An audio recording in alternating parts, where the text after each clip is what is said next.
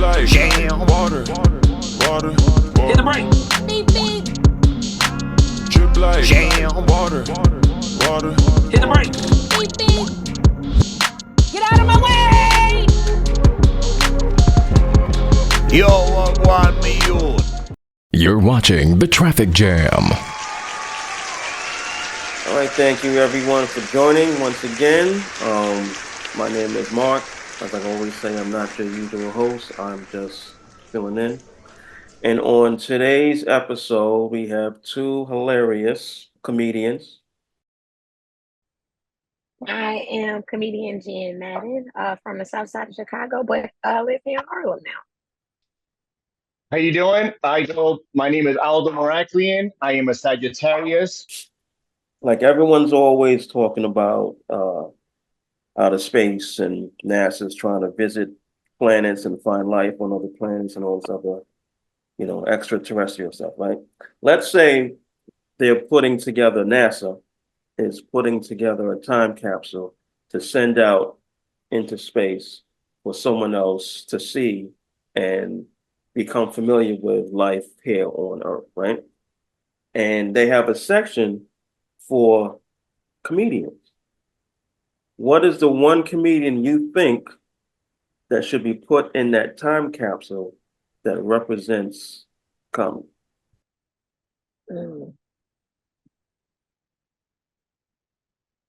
Like dead or alive?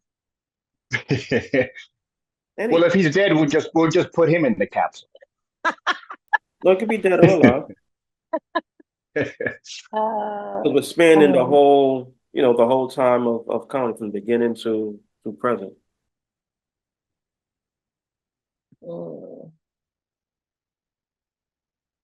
It's kind of hard. Yeah. Like I used to well, I can't say used to. I mean, I would probably watch him, but I used to like George Carlin because George Carlin was just everything. You know what I mean? So I guess like a person like George Carlin, you can see how many years he did it for. And George Carlin talks about everything. So it's like if you want to know like how was it living on Earth, just watch George Carlin because he's talking about literally everything. Politics, health. I don't know. That's what I think. But he's one of my top comedians that I enjoy watching. Okay. But I don't know if that would be my choice, but I would that would be one of them. It's just a hard question. It is. It is. It is. That's the point. Like I used to watch, like the first comedian that I ever seen in my life was, I believe I was in fourth grade, and on a VHS tape in my friend's house, I watched Buddy Hackett. I don't know if you guys ever heard of Buddy Hackett. So Buddy Hackett was like this chubby white guy. And that was the first comedian I seen on stage. The first comedian I seen live, I know this is going to be hard to believe, but the first comedian I seen live was Don Rickles. I seen him in Vegas. And on the same trip, I saw Red Fox. But, and then, then later on, my favorite comedian later on growing up, I guess it would be, like Eddie Murphy. But then the person that made me say, I want to be a comedian was Andrew Dice Clay. That was like my idol. He was the first one that filled Madison Square Garden, and he was 30. So when I started doing comedy, I was kind of, dirt. I wasn't kind of dirty. I was dirty. And you don't have to be dirty. Some people are like, oh, well, if you're not dirty, then you're not funny. Well, funny's funny. Like I was always the class clown. I was always the one that was kind of annoying when I would go to a family's house and be like, oh, Aldo's here. We're going to laugh. I'm like, what, did you guys order a clown? Like, it's just leave me alone. But that's the first person I watched doing comedy and who I watched that made me want to do comedy was Andrew Dice. I would love to open up for him. So if you were forced to pick one of those to put in a time capsule, which one would it be?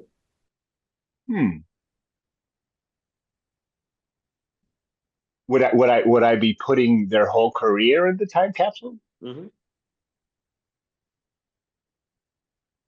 Well, I guess out of everyone there, I would say probably Eddie Murphy, because he had stand up, he movies, Saturday Night Live, and he's still voiceovers like Shrek and stuff like that. I think it's an amazing career. Kevin Hart also, but I honestly, I know it's going to be hard to believe, but I never really watched a whole Kevin Hart special. I really don't watch much comedy. If that makes sense.